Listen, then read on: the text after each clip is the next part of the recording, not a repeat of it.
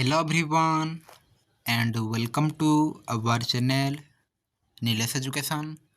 तो देख आज आम दशम श्रेणीर इतिहास पढ़ा। तो तुम इतिहास हिस्ट्री रे प्रथम अध्याय कौन रही ना भारतीय जातीय आंदोलन गांधीजुग। ये तुम प्रथम पाठ रही जे भारतीय जातीय आंदोलन रे गांधीजी आविर्भाव। राइट, तो आम प्रथम पाठ को आज पढ़ा। राइट, आ गोटे खुशी खबर जे तुम्हें आसी जाइए संग्राम बैच। राइट, नवम एवं दशम श्रेणी आसी जाइए संग्राम बैच जो फ्री क्लास प्रोवाइड करा एवं यह यूट्यूब रे रहिबो। राइट, प्रतिदिन तुम यूट्यूब रे क्लास हेबो, रेगुलाली वीडियो आसीबो। दशम श्रेणी प्रतिदिन संध्या 7टार क्लास अपलोड हेबो, तुम देखिपर लाइव एवं टाइम टेबल अनुसार। राइट, दी जाइथिबा टाइम टेबल अनुसार तुम रेगुलर क्लास आसीबो। तो आज तुम इतिहास आम इतिहास पढ़ा। देख एवं जदि मो द्वारा संभव हम ताहले तुम्हें नोट मध्य। राइट, जहाँ भी नोट रही ओके मुझे तुमको नोट मध्य देदेवी आगको। ओके, तो देख पृथ्वी इतिहास पृष्ठार जो केत जन विशिष्ट व्यक्ति नाम उल्लेख अच्छी से महात्मा गांधी अन्यतम। राइट, आमर जातिर पिता महात्मा गांधी अन्यतम।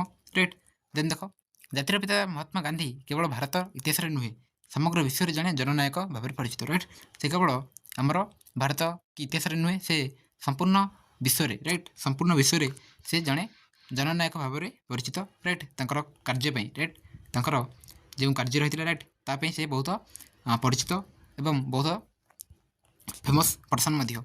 तो देन देख भारतीय राजनीति में महात्मा गांधी का प्रवेश भारतीय स्वाधीनता संग्राम रे एक नूतन अध्याय सृष्टि करथिले। तो से जितेबाला कि भारतीय स्वाधीनता संग्राम रे गोटे नूतन अध्याय सृष्टि करथिले जेतेबेले गांधीजी भारतीय राजनीति में प्रवेश करथिले। तो आम पढ़ा। देख आग को यही महान पुरुषों पूरा नाम थिले कौन ना मोहनदास करमचंद गांधी। राइट, गांधीजी पूरा नाम हूँ मोहनदास करमचंद गांधी।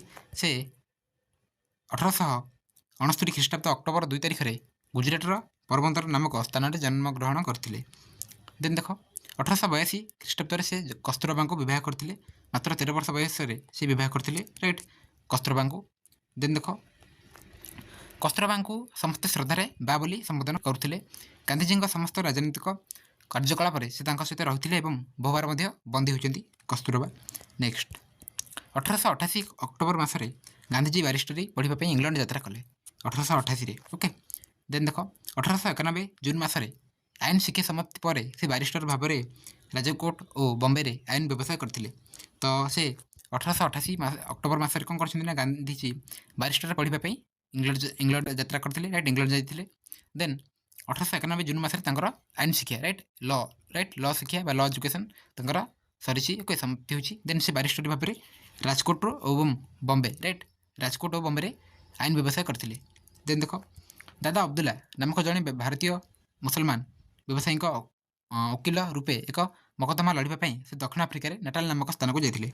तो से पुणी दक्षिण आफ्रिका जाते। राइट, दक्षिण आफ्रिकार नाटाल नामक स्थान को एवं दादा अब्दुल्ला मकदमा लड़ाई।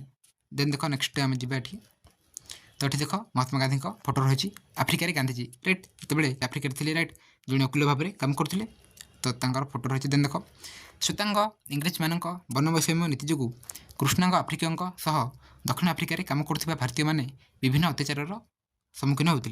तो कौन कहुना श्वेतांग पे मैंने। राइट, इंग्रेज मैंने श्वेतांग थे। राइट, धला वर्ण। राइट, तो वनवैषम्य नीति रखी। राइट, वनवैषम्य नीति कौन ना से कृष्णांग आफ्रिकीय तो से तो दक्षिण आफ्रिकार काम कर भारतीय। राइट, ये जो लोक मान कौन करते से निज दृष्टि देखुले। राइट, माने जेहेतु एमाने धड़ा लोक नी। राइट, केवल श्वेतांग इंग्रेज मैंने देख से जो देशर लोक मैंने बहुत धड़ा। राइट, माने वन धड़ा। राइट, तो से श्वेतांग रंगर किंतु जेहेतु कृष्णांग माने कला रंगर आफ्रिकीय। राइट, तो सहित भारतीय मैंने एत भी कला नुहति कि माने धड़ा नुहति। राइट, माने साबनिया टाइप। राइट, तो ये जो लोक मान से मैंने बहुत निज दृष्टि देखुले।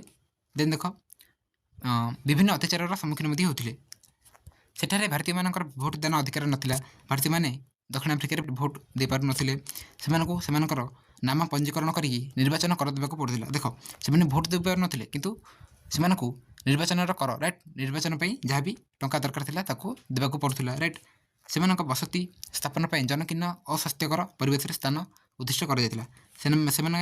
राइट, से बसवास करने जनकीर्ण अस्वास्थ्यकर परिवेश दी जाता दक्षिण आफ्रिकार। ଯେଉଁ ଭାରତୀୟମାନଙ୍କୁ ଏବଂ କୃଷ୍ଣାଙ୍ଗ ଆଫ୍ରିକୀୟମାନଙ୍କୁ।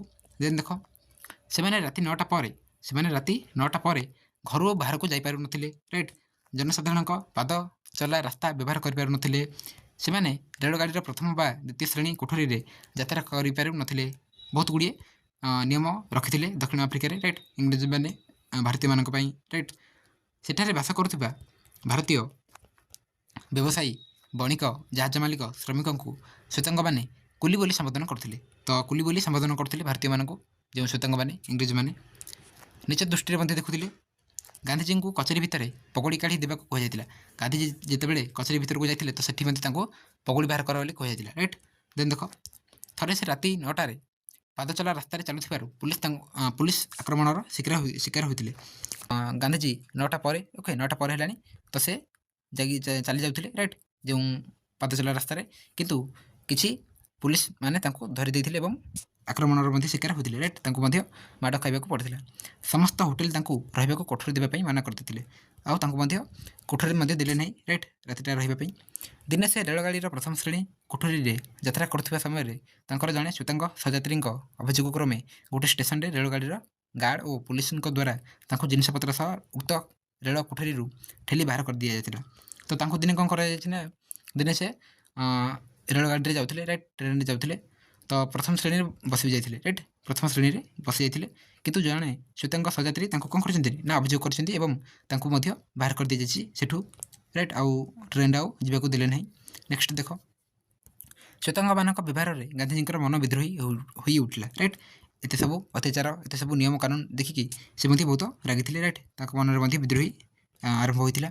ସେଠାରେ ଭାରତୀୟମାନଙ୍କ ମଧ୍ୟରେ ରାଜନୈତିକ ସଚେତନତା ଜାଗ୍ରତ କରିବା ପାଇଁ ଗାନ୍ଧିଜୀ 1894 ମସିହାରେ କ'ଣ ହେଉଛି ନା ନ୍ୟାସନାଲ୍ ଭାରତୀୟ କଂଗ୍ରେସ ଗଠନ କରାଯାଇଛି। ଗାନ୍ଧିଜୀ ଗଠନ କରିଛନ୍ତି, ଆଉ ଏହା ଏକ ରାଜନୈତିକ ଅନୁଷ୍ଠାନ ଗଠନ କରିଥିଲେ, ରାଇଟ୍, ଶ୍ୱେତାଙ୍ଗମାନଙ୍କ ଅତ୍ୟାଚାର ସମ୍ବନ୍ଧରେ ଜନସାଧାରଣଙ୍କୁ ଅବଗତ କରିବା ପାଇଁ। ଇଣ୍ଡିଆନ୍ ଓପିନିଅନ୍ ନାମକ ଏକ ସମ୍ବାଦ ପତ୍ରିକା ପ୍ରକାଶ କରିଥିଲେ। ଗାନ୍ଧିଜୀ ମଧ୍ୟ କ'ଣ କରିଛନ୍ତି ନା ଇଣ୍ଡିଆନ୍ ଓପିନିଅନ୍ ନାମକ ଗୋଟେ ସମ୍ବାଦ ପତ୍ରିକା ପ୍ରକାଶ କରିଛନ୍ତି ଯେ ଶ୍ୱେତାଙ୍ଗମାନେ କେମିତି ଭାରତୀୟମାନଙ୍କୁ, କୃଷ୍ଣାଙ୍ଗ ଆଫ୍ରିକୀୟମାନଙ୍କୁ ଅତ୍ୟାଚାର କରୁଛନ୍ତି, ଜନସାଧାରଣ କେମିତି ଜାଣନ୍ତୁ, ରାଇଟ୍, ତାକୁ ଅବଗତ କରିବା ପାଇଁ ସେ ନ୍ୟାସନାଲ୍ ଭାରତୀୟ କଂଗ୍ରେସ 1894 ଗଠନ କରିବା ସହିତ ଇଣ୍ଡିଆନ୍ ଓପିନିଅନ୍ ନାମକ ସମ୍ବାଦପତ୍ର ମଧ୍ୟ ଲେଖିଥିଲେ। ଇଂରେଜମାନଙ୍କ ବିରୋଧରେ ସଂଗ୍ରାମ କରିବା ନିମନ୍ତେ ଗାନ୍ଧିଜୀ ନେତୃତ୍ୱ ନେଲେ। ତାପରେ ସେ କ'ଣ କହିଛନ୍ତି ନା ଆମକୁ ସଂଗ୍ରାମ କରିବାକୁ ପଡ଼ିବ, ରାଇଟ୍, ଆମକୁ ଲଢ଼ିବାକୁ ପଡ଼ିବ ଇଂରେଜମାନଙ୍କ ବିରୋଧରେ, କାରଣ ସେମାନେ ବହୁତ ଅତ୍ୟାଚାର ଆମକୁ କରୁଛନ୍ତି। ଦେନ୍ ଦେଖ ଏହି ସଂଗ୍ରାମ ସମୟରେ ସେ ସତ୍ୟ ଓ ଅହିଂସା ଉପରେ ଆଧାରିତ ନୂତନ ଅସ୍ତ୍ର ସତ୍ୟାଗ୍ରହର ପ୍ରବର୍ତ୍ତନ କଲେ।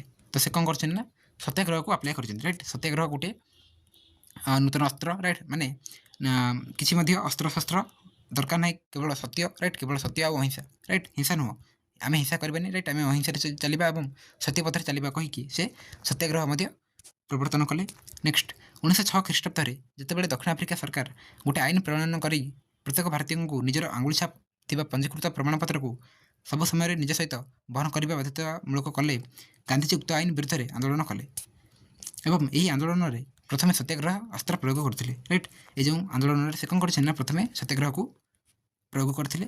ତ ସେ ଯେଉଁ ଆଇନ ଥିଲା କ'ଣ ନା ଦକ୍ଷିଣ ଆଫ୍ରିକାରେ ସରକାର ଆଇନଟା ପ୍ରଣୟନ କରିଥିଲେ ଯେ ଭାରତୀୟମାନେ କ'ଣ କରିବେ ନା ନିଜର ଆଙ୍ଗୁଳି ଛାପ ଗୋଟେ ପଞ୍ଜୀକୃତ ପ୍ରମାଣପତ୍ର, ଆମର ଯେମିତି ଏବେ ଆଧାର କାର୍ଡ଼ ଚାଲିଛି, ରାଇଟ୍, ଆମେ ଯେଉଁଠିକି ଯିବା ମେନଲି ଆଧାର କାର୍ଡ଼ ଦରକାର ପଡ଼ୁଛି, ସେଭଳି ସେ ସମୟରେ କ'ଣ ହେଉଥିଲା ନା ସେ ଗୋଟେ ପ୍ରମାଣପତ୍ର ଧରିକି ଯିବାକୁ ପଡ଼ିବ, ଗୋଟେ ଆଙ୍ଗୁଳି ଛାପ ଥିଲା, ରାଇଟ୍, ଆଙ୍ଗୁଳି ଛାପ ନିଜର ବାଧ୍ୟତାମୂଳକ କରୁଥିଲେ, ରାଇଟ୍।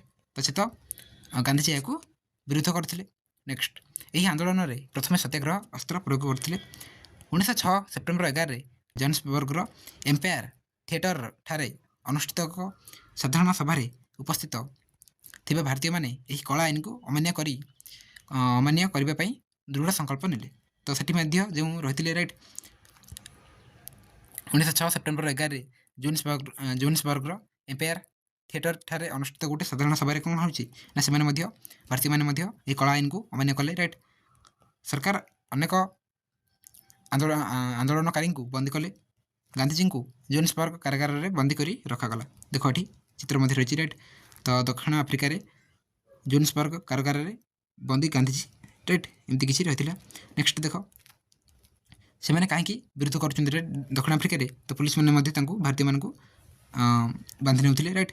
ନେକ୍ସଟ ଏହି ଅହିଂସା ଆନ୍ଦୋଳନ ବିରୁଦ୍ଧରେ ସରକାରଙ୍କ ଦମନମୂଳକ ନୀତି ଅଧିକ ସଂଖ୍ୟକ ଭାରତୀୟଙ୍କୁ ଆଇନ ଅମାନ୍ୟ କରିବା ପାଇଁ ପ୍ରେରଣା କଲା। ଗାନ୍ଧିଜୀଙ୍କ ସତ୍ୟାଗ୍ରହ ନୀତି ସଫଳ ହୋଇଥିଲା।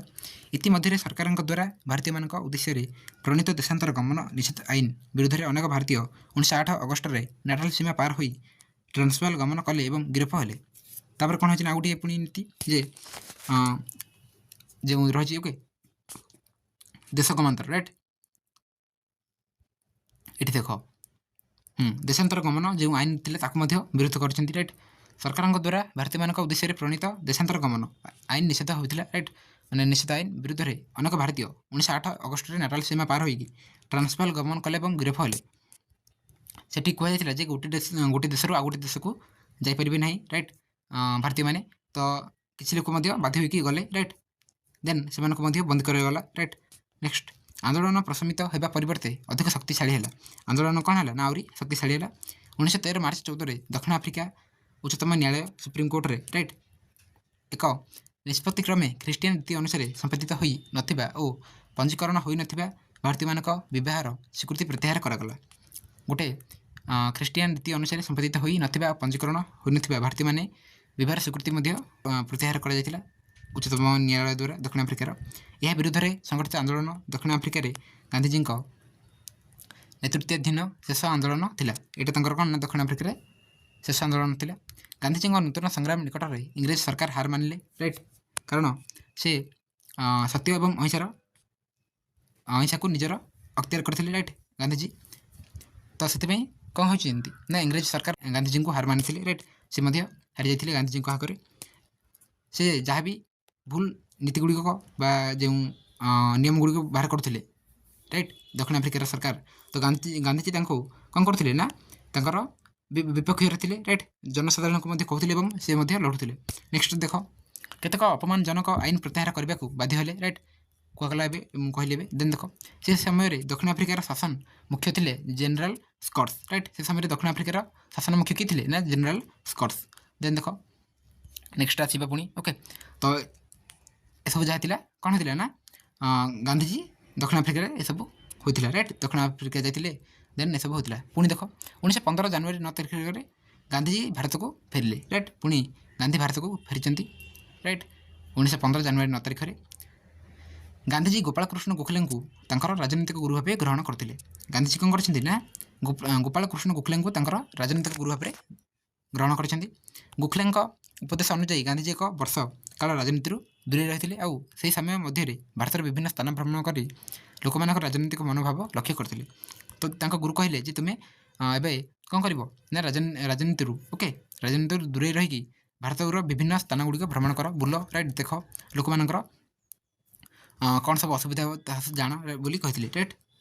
ଦକ୍ଷିଣ ଆଫ୍ରିକାରେ ତାଙ୍କର ମହାନ ନୀତି ଯୋଗୁଁ ବିଶ୍ୱକବି ରବୀନ୍ଦ୍ରନାଥ ଠାକୁର ତାଙ୍କୁ ମହାତ୍ମା ଆଖ୍ୟା ଦେଇଥିଲେ ରାଇଟ୍। ମହାତ୍ମା ଆଖ୍ୟା ତାଙ୍କୁ କିଏ ଦେଇଥିଲେ ମହାତ୍ମା ଗାନ୍ଧୀଙ୍କୁ ବିଶ୍ୱକବି ରବୀନ୍ଦ୍ରନାଥ ଠାକୁର। ନେକ୍ସଟ 1916 ଖ୍ରୀଷ୍ଟାବ୍ଦରେ ଅହମ୍ମଦାବାଦ ନିକଟରେ ସାବରମତୀ ନଦୀ କୂଳରେ ଏକ ଆଶ୍ରମ ପ୍ରତିଷ୍ଠା କରି ସେ ଦେଶବାସୀଙ୍କୁ ସତ୍ୟ ଅହିଂସା ନିଷ୍ଠା ଓ ନିର୍ଭୀକତାର ପଥ ପ୍ରଦର୍ଶନ କରିଥିଲେ। ଗାନ୍ଧିଜୀଙ୍କ ମତରେ ସତ୍ୟାଗ୍ରହର ଅର୍ଥ ଭୀରୁତା ନୁହେଁ। ସତ୍ୟାଗ୍ରହର ଅର୍ଥ ଭୀରୁତା ନୁହେଁ। ସତ୍ୟାଗ୍ରହ ହେଉଛି ସତ୍ୟ ପ୍ରତି ଆଗ୍ରହ ଆଉ ଶାନ୍ତିପୂର୍ଣ୍ଣ ଆନ୍ଦୋଳନ। ଗୋଟେ ଶାନ୍ତିପୂର୍ଣ୍ଣ ଆନ୍ଦୋଳନ କରିବା ରାଇଟ୍। କେମିତି ସତ୍ୟ ପ୍ରତି ଆମେ ସତ୍ୟ ପ୍ରଥା ଦେଇକି ଆମେ ଯିବା ରାଇଟ୍। ସେଇଟା ହିଁ ସେ ଦେଖିଥିଲେ। 1917ରେ ଇଂରେଜ ଉପନିବେଶ ଗୁଡ଼ିକ ପାଇଁ ଭାରତୀୟମାନଙ୍କ ନିଯୁକ୍ତିକୁ ବନ୍ଦ ନ କଲେ ସରକାରଙ୍କ ବିରୁଦ୍ଧରେ ସତ୍ୟାଗ୍ରହ ଆରମ୍ଭ କରିବା ପାଇଁ ଧମକ ଦେଇ ଗାନ୍ଧିଜୀ ଏହି ନିଯୁକ୍ତି ବନ୍ଦ କରିବାରେ ସଫଳ ହୋଇଥିଲେ। ପ୍ରାରମ୍ଭିକ ସ୍ତରରେ ଭାରତରେ ତାଙ୍କ ଦ୍ୱାରା ସଂଗଠିତ କେତେକ ଆନ୍ଦୋଳନର ସଫଳତା ତାଙ୍କର ପ୍ରସିଦ୍ଧି ଆଣିଥିଲା। ଦେନ୍ ପରେ କ'ଣ ହୋଇଛି ନା ବହୁତ ଗୁଡ଼ିଏ ମଧ୍ୟ ଆନ୍ଦୋଳନ ହୋଇଛି ରାଇଟ୍। ତ ଆଗକୁ ଆମେ ପଢ଼ିବା ଆନ୍ଦୋଳନ ଗୁଡ଼ିକ ଯାହା ବି ହୋଇଥିଲା ଓକେ। ଚମ୍ପାରଣ ଆନ୍ଦୋଳନ ରହିଛି। ଦେନ୍ ତୁମର ରହିଛି ନେକ୍ସଟ 2 ନମ୍ବରରେ ଖେଡ଼ା ଆନ୍ଦୋଳନ ରାଇଟ୍। ଅହମ୍ମଦାବାଦ ଲୁଗା କାରଖାନା ଆନ୍ଦୋଳନ ରାଇଟ୍। ଏସବୁ ଆନ୍ଦୋଳନ ହୋଇଥିଲା। ତା ସହିତ ରାଲୱାତ ଆଇନ ବିରୋଧରେ ମଧ୍ୟ ଆନ୍ଦୋଳନ ହୋଇଛି ରାଇଟ୍। ଏସବୁ ବହୁତ ଗୁଡ଼ିଏ ଆନ୍ଦୋଳନ ମଧ୍ୟ ହୋଇଛି। ନେକ୍ସଟ ପୁଣି ଆଗକୁ ଆମେ ପଢ଼ିବା ଓକେ। ଜାଲିଆନାୱାଲାବାଗ ହତ୍ୟାକାଣ୍ଡ ଏସବୁ ବିଷୟରେ ଆମେ ଆଗକୁ ପଢ଼ିବା ଓକେ। ଆଉ ଗୋଟେ କ୍ଲାସ୍ରେ ଆମେ ସାରିଦେବା ଓକେ। ତ ଯାହା ବି ରହିଥିଲା ଆମେ ପାର୍ଟ 1ରେ ଏହା ତୁମର ପାର୍ଟ 1 ଓକେ। ପାର୍ଟ 1ରେ ଆମେ ପଢ଼ିଲେ ଯେ ତୁମର ଗାନ୍ଧୀଙ୍କ ଯାହା ବି ରହିଥିଲା ରାଇଟ୍ ଗାନ୍ଧିଜୀଙ୍କ ବିଷୟରେ। ଦେନ୍ ଆମେ ନେକ୍ସଟ ଆନ୍ଦୋଳନ ଗୁଡ଼ିକ ନେକ୍ସଟ କ୍ଲାସ୍ରେ ପଢ଼ିବା ଓକେ। ଆଉ ଏଇଭଳି ତୁମ ପାଇଁ ରେଗୁଲାର କ୍ଲାସ୍ ଆସିବ ରାଇଟ୍। ତା ସହିତ क्वेश्चन आंसर मध्य डिस्कसन करिबा राइट। क्लास सरिबा पर इंपोर्टेंट क्वेश्चन आंसर ओके सब गुडी मध्य तुम भाई आसीबो ओके। ताले वीडियो को एंड करिबा पुनी नेक्स्ट क्लास रे मिसिबा ओके। जहाँ भी जहाँ डाउट रहछि मते पचारि परिबो कमेंट बॉक्स रे। Thank you.